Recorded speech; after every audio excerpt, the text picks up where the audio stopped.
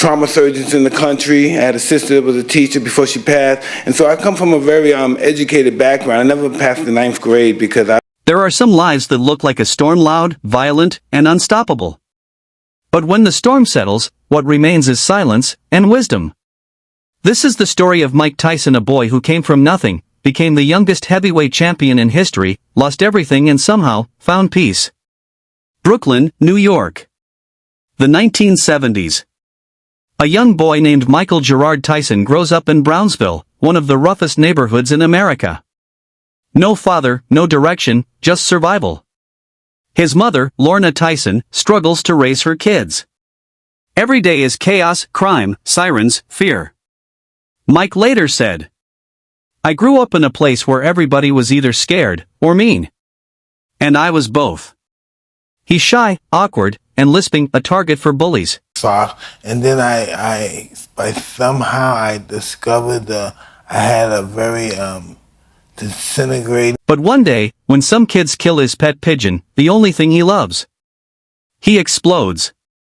That was the first fight he ever won. And from that day, violence became his language.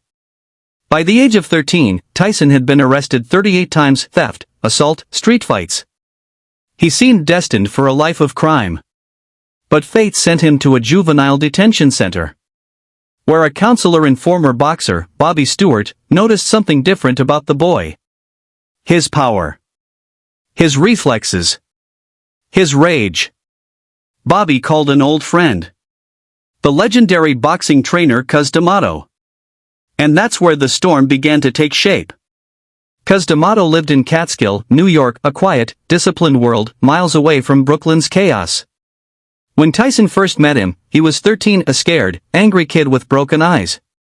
Cus saw beyond that. He said, "This kid has the potential to be the greatest fighter that ever lived." Cus became his father figure, strict, patient, and philosophical. He didn't just teach Tyson how to fight. He taught him how to think. Cus believed in psychology as much as technique. He said, "The hero and the coward feel the same thing, fear. But the hero uses it, and the coward runs from it." He told Mike, "You don't have to be afraid of fear. Learn to master it. Make it your ally." And so Tyson learned to channel his rage, to turn chaos into control. Under Cus training, Mike adopted the peekaboo style, tight defense, low stance, explosive counterpunching. It was fast, brutal, and built for knockout power. Cus' house became Mike's home.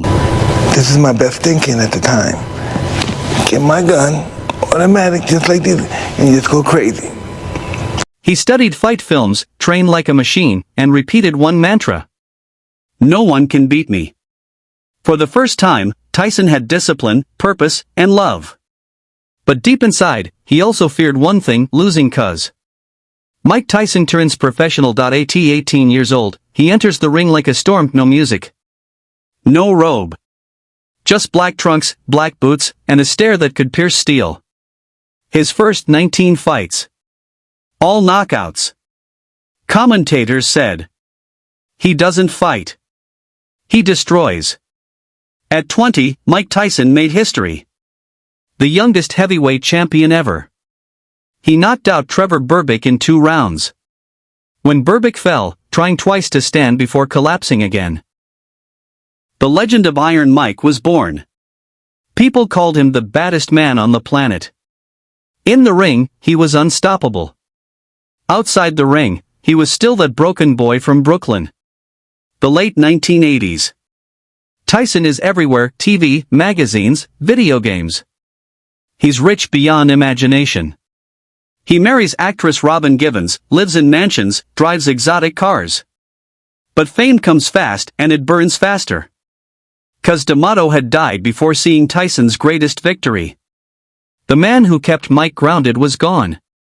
Now, he's surrounded by opportunists, managers, promoters, hangers-on. They feed his ego. They feed his chaos. Mike starts missing training, spending nights in clubs, drifting away from the discipline that made him great. Still, in the ring, he remains a monster. He knocks out legends Larry Holmes, Michael Spinks in seconds. Spinks was undefeated, but Tyson destroyed him in 91 seconds. The world is in awe. But inside, Tyson is falling apart. Tokyo Dome, Japan. Mike Tyson vs. Buster Douglas. A fight everyone thought was a formality. The odds were 42-1 in Tyson's favor. But that night, something was missing. His focus, his hunger, his discipline. Douglas fought with heart. His mother had just passed away, and he dedicated the fight to her. In the 10th round, Douglas landed a crushing uppercut. Tyson went down. The unbeatable champion was beaten. The world stood silent. Tyson's empire began to crumble. His marriage ended in chaos, scandals filled the media, and lawsuits piled up. And then came the biggest fall of all. In 1992, Mike Tyson was convicted of rape and sentenced to 6 years in prison. The headlines were brutal. The man who once ruled the world was now caged like an animal. But prison became a mirror. Tyson said later, "I was so used to controlling others that I never learned to control myself." He began to read philosophy, history, religion. He learned humility, patience, and reflection. He worked out, meditated, and slowly rebuilt his mind. He said, "I entered prison an animal, but I left a man." After 3 years, Tyson was released on parole. And once again, the world watched. Would the Iron Man rise again? Mike Tyson returns to the ring. His entrance music thunders. Crowds chant his name. The same fire burns in his eyes. And he wins brutally. He knocks out Frank Bruno. Then Bruce Seldon. He regains the heavyweight championship. But even as he stood in victory, something was different. He wasn't fighting for glory. He was fighting to survive. And his biggest challenge was yet to come. Tyson faces Evander Holyfield again. In their first fight, Holyfield had beaten him. This was Tyson's chance at revenge. But as the match unfolds, Holyfield dominates again. Frustration builds. In a moment of pure rage and madness, Tyson bites off a piece of Holyfield's ear. The crowd screams. The referee stops the fight. Tyson is disqualified, fined $3 million,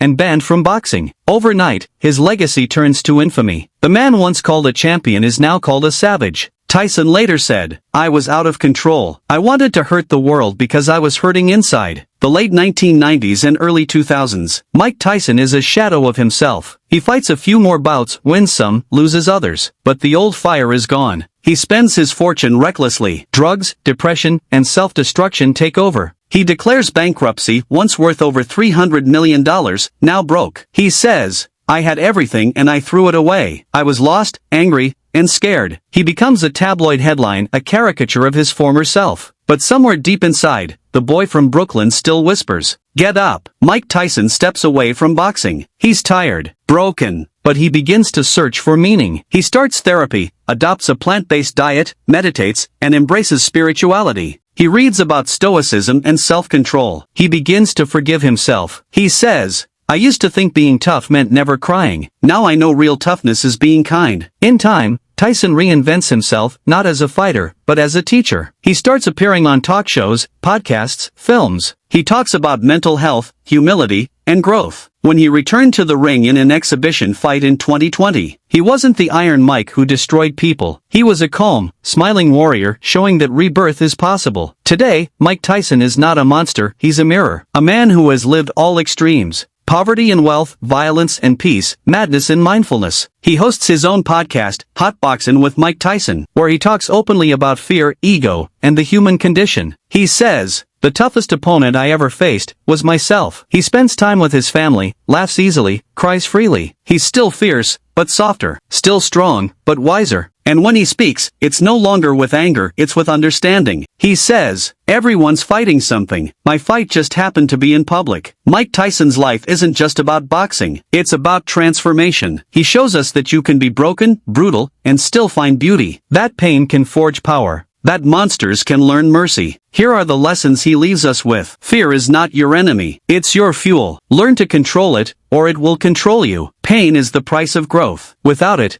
there is no strength. Falling is inevitable. Staying down is a choice. Discipline beats talent. Every single time. Redemption is real if you're brave enough to face yourself. Musical note, soft piano returns, slower now emotional tone. Narrator, Mike Tyson's story is the story of all of us. A journey from chaos to clarity, from destruction to discovery. He reminds us that being strong isn't about never losing. It's about getting up after the fall. He once said, "Everyone has a plan until they get punched in the face." But life isn't about avoiding punches. It's about standing tall when they land. Clapperboard, music swells, visuals of Tyson training, laughing, and meditating. Narrator, softly, fading. He's still Iron Mike, but now, the iron isn't in his fists, it's in his heart.